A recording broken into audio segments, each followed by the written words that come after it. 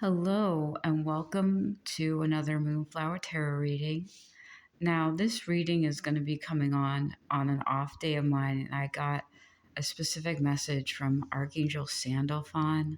Sandalphon is the angelic communicator who sends messages basically from certain circles of heaven straight to the divine, or alternatively, they are an angel or spirit of music that sits more so in the higher realms.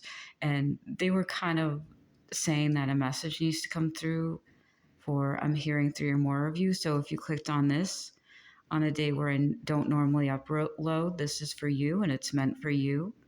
And I'm hearing you alone. So you might be needing to hear this. And if you're here and this is your first time, please remember to like, comment, subscribe, and let me know about your experience here if you'd like to hear more from the angels. But right now, I feel like I just want to get into it. If this resonates, this is definitely for you. They were very clear.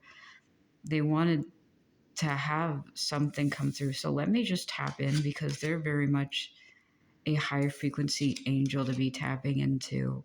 You have a lot of spirit guides around you. Sandalphon says, create a music playlist to embody the life you're pursuing. Adventurers, alchemists, spirits of the divine are around you at this point. They are very much loving the direction you're going in. Sandalphon is getting you this Four of Wands moment. This is community. This is unity with oneself and others who resonate on your level. This is kind of, I'm hearing for you, at least in your environment, a niche field to be. I'm hearing angelology if you study angels, or I'm also hearing arithmetic, maybe mathematicians. There seems to be a common theme here is there's a combination of very much scientists and spiritual people and mystics. Mysticism seems to be up your alley, but also combining the two in this thread and moving on and away from something, pursuing something. I If you're coming from one of my previous videos, you might be from a pile that was specifically talking about Christian mystics. And if that's something you're fascinated about, or, one of your future endeavors is to combine like both aspects, in a sense, alchemize, integrate, emulsify what two seemingly opposite elements into something brand new, then Sandalphon has a message for you. Let me have her speak through me. She was insistent. This pile needs to hear. Yeah, you might be from that, a Christian mystic, following through on this. I'm hearing you're a trailblazer. I'm going to write down any song I hear in the description below because I heard As the Deer. You're following your pursuit. I'm hearing pursuit of happiness forward, and she is with you. That's why she wants you to hear from your angels what is best for you. And that's why I feel like playlists are important. You're changing your attitude, or having what I'm hearing is equivalent exchange, equal opposite attitude of what maybe you were taught by folks around you. You are definitely involved in that. Let me see if there's anything else, because I feel like I'm rehashing a lot. Sandalphon, I get that is really one of the biggest things is angels speak message to you through music and songs, and you can ascend and resonate on the same level as angels too through music or just mindful meditation. This is not a force of will that you have to connect with Sandalphon, and they're there for you if you want to call upon them, or even if this is your push or initiative to be able to channel them through your own messages and through your own work. Or for those of you who are just stopping by who wanted to hear more, and this is specifically for you today, um, I'm hearing some of you might be going on missionary work. So this is okay. Maybe that's why you need to hear this, because you're going to be going out into the world, not necessarily preaching. Some of you might be, but you're giving a different approach to how you practice what you preach. it feels more yeah, I'm seeing Jimmy Carter. Oh my goodness. Okay, first of all, rest in peace. Because yeah, there was a lot of humanitarian endeavors he pursued, and that sort of the good works in our world. I'm also hearing Habitat for Humanity. Yeah, this was definitely a spiritualistic sort of endeavor, but it might not even be that. You are using your own authentic sense of self in connection with spirit and God, and going out there into the world on these endeavors and help building a better future for many countless of thousands of others. And they might need help. Santa Claus telling me you need a little bit of guidance because your family is out there.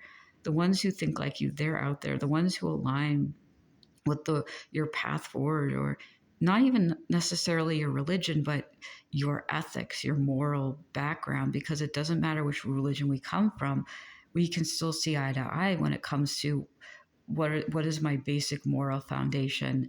What do I want out of the world, and how do I want to approach the world? And you might be looking for friends in the wrong places, when the truth is that you don't need necessarily the same background. You need the same heart and soul, because we see the Four of Wands it's pointing towards community. I'm hearing the arrow in your heart is pointing towards community, and I have another song related to that.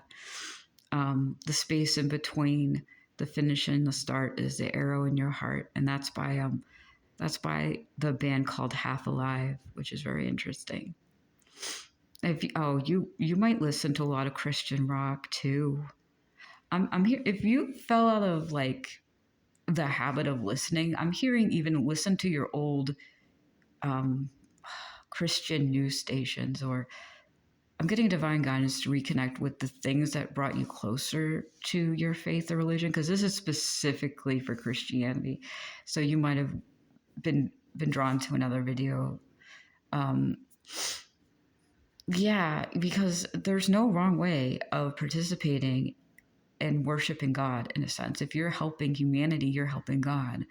If you're promoting peace and this beautiful sense of wonder in the world, you're helping everyone else see that aspect of him, whatever your faith might be, whatever your background might be. So I'm being told to tell you, in a way, like Santa Claus doesn't want you to look for family or friends or even divine counterparts within your own religion. Broaden your horizons and broaden the spectrum of what it means to be connected and devoted to God.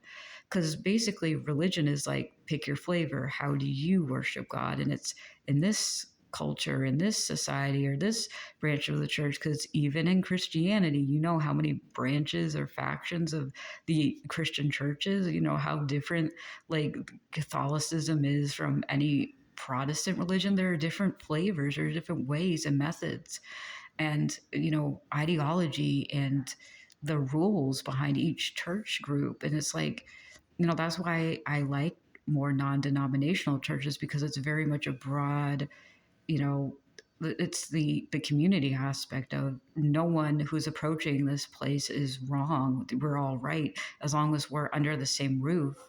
That was one of the I forget who said it.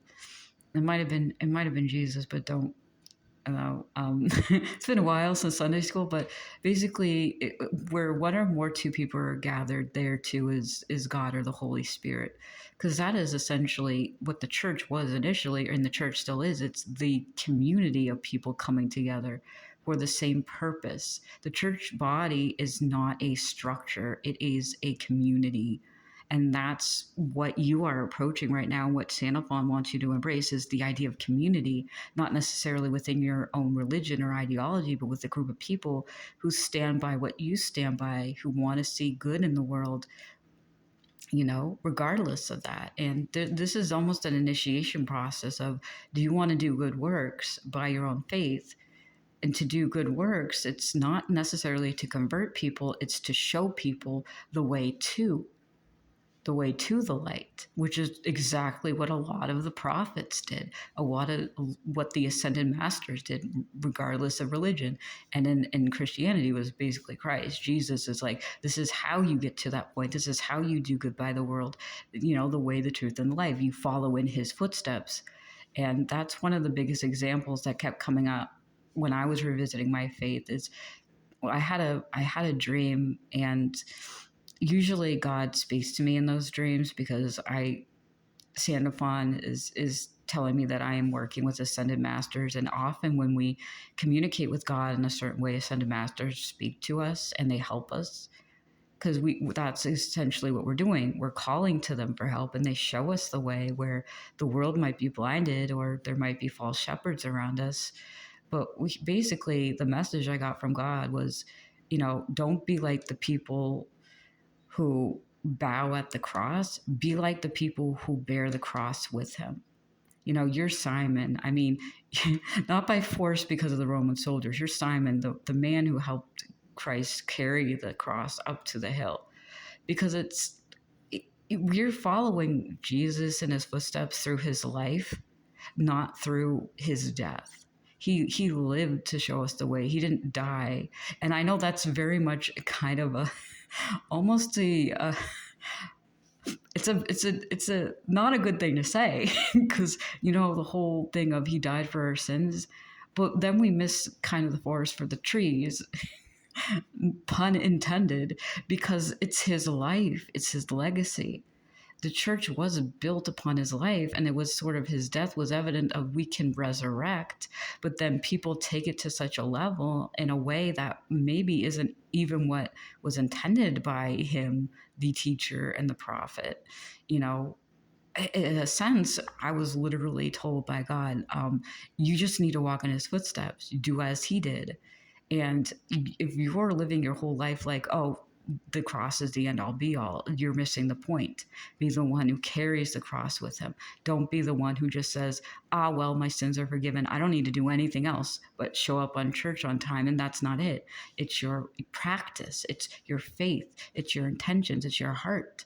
And I think a lot of that gets lost, and it gets lost in a lot of this discomfort of needing to accept people and ideologies outside of ourselves, and understanding that the world kind of shifts things in its favor, but not necessarily in the favor of what is right and true with the people. And so when we see like a lot of things happened over time with every single religion, and every single religion has its good and bad side, but what matters most is how you approach it. And Sandalphon's here for you if you want to call upon them or her. I think rose quartz might be a good grounding way, or if you have a cross or a rosary. I'm seeing a picture of a cross with a little diamond in it, or a rosary. Like, sit down and pray to angels.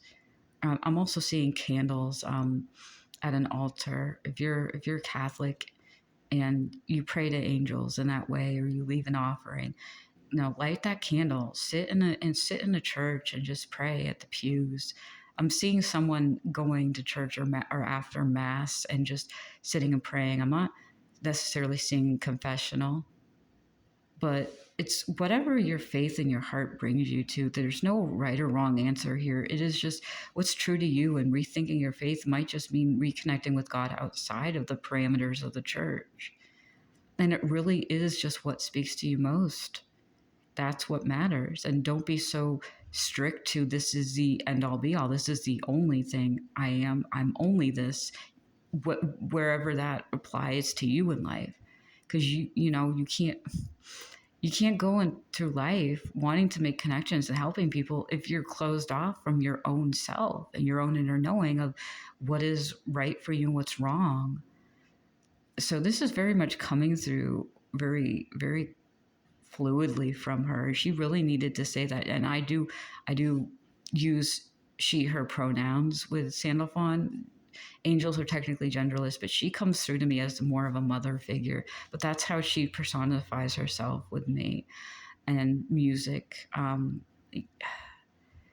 The grass was not watered on faith alone is what she wants to say to you. Something about Samuel also is coming up. There's a prophet here. I'm not actually as familiar with that.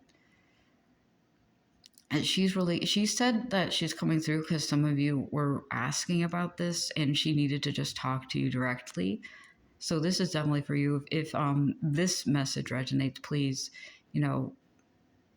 I was gonna say pop it in the comments, but Santa Fawn said no, not on this. So apparently, don't comment. Subscribe and like, but don't comment. Apparently, keep some of these things to yourself is what I'm hearing mostly. Like, I mean, you can comment if you like it, but don't comment on specifically what this might mean to you. Is what I'm hearing. I just got course corrected by an angel. Hello. Not touched by an angel, course corrected. I just got an image of her steering a ship. It's like, okay, back on track. Thank you. She said, I'm doing good, honey. Because this was very much sudden, like, ooh, I got something for you. She was tugging on my ear, like, come on, come on. You're going to put this out today. You have an auntie that's like that. A few of you might have people in your family like that. Because now I'm being taken to Irish Catholic Church. So I might be speaking your language because I'm seeing this as going through very much clearly. Yeah, I just saw an image of a 4-leaf clover. I'm seeing an image of a gold pendant with a saint on it. I know my own personal grandmother, she would, because she was basically Irish Catholic too, she would give us the St. Christopher visor clips and have them what is it, like, blessed by a priest, or she would take holy water with her basically. Maybe there's a calling to do that with a specific relative or ancestor or pendant, because I'm specifically seeing a gold pendant chain. Get that blessed by a priest or holy water or however. That actually, no, that might actually help you ascend is what I'm hearing. But if you're looking for spiritual ascension, a piece of jewelry that might have been close to someone in your family or is close to you is important for you, because that almost acts like an anchor point. Because essentially what stones and crystals do, they give us, how do I explain it? Gives us a way to anchor in these frequencies and energies. It's kind of a mindfulness thing. It's focusing on something in the palm of your hand and calling a spiritual energy to come into that and through that. And it really is something that helps our mind bring that in. And there's an emotional attachment to it.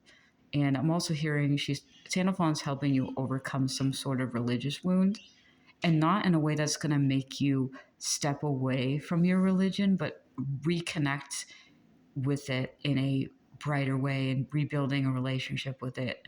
Because one of the biggest things I learned about my own ascension and religion is that stepping away and coming back later actually strengthens the bond and reminds you of why you were part of that faith in the first place. Because you might have been born into it, but on some level, you might have, I'm hearing you were reconfirmed. You might have had confirmation classes too.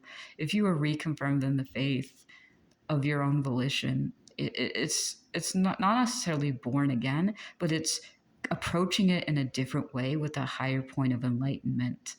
Because I know a lot of these practices are more common in the Catholic Church than they are even my own denomination. When what I was raised in a slightly different one, on the Protestant side of things, where I had members of my family who were they weren't devoutly Catholic. They were sort of just like, that was the practice of their heritage. But it feels deeper than just, it's more than a parental bond. It is more than a family figure that you're being called to embrace. It is just that unique connection with the divine that you're moving towards. And I'm also hearing King of Hearts. You're going to be getting a King of Hearts moment where you're going to feel that divine love, and your intuition will guide you there. But you are coming upon a time where you're going to meet soul family, because this card is about, Four of Wands is about community, outside faith of religion, but also inside of it. It's also a card of union, of family bonds, of family celebration, weddings, also a twin flame card if you believe in that. Soulmate. Yeah, you also, I'm hearing more. Yeah, because Mormonism, there's that tradition of getting married to the one. And while, a lot of pop culture might almost in a way fabricate it to be a more fairy tale type thing in an unhealthy relationship dynamic in a lot of ways. If your soul called for that, that's not a bad thing, but you still have to recognize how much of that is your soul wanting that, or how much of it is your upbringing telling you you need that or want that. Because there are no right or wrong answers. If you genuinely still do want to have a connection with a love, a divine counterpart, a twin flame, to start a family, there's nothing wrong with that. It's just redefining your approach and understanding where it comes from that is going to sort of shift your perspective and create an even firmer foundation for you to build that upon. And whatever this might be, whether it is a community or is marriage, if you're looking for a partner, and I'm also hearing some of you are actually psychic empaths, you want someone who vibes with you. You want someone who has that same almost angelic feeling because you embody that. And it really is just about reprioritizing what is right and wrong for you, but still within the parameters of your faith specifically. So, yeah, I hope this resonates with you. I'm being told that that's pretty much it. Um, I really wish you the best of luck with, getting through this. You're going to survive this. This is coming in divine timing. Whenever you see this, you're going to rise above this. And I applaud your efforts. They're going to bear fruit, and you're going to be able to spread that beautiful bounty of like holy love and light to the world through everything you set out to do and your endeavors. So this has been the message from Stand Up On. Thank you so much. Good luck and have a very nice day.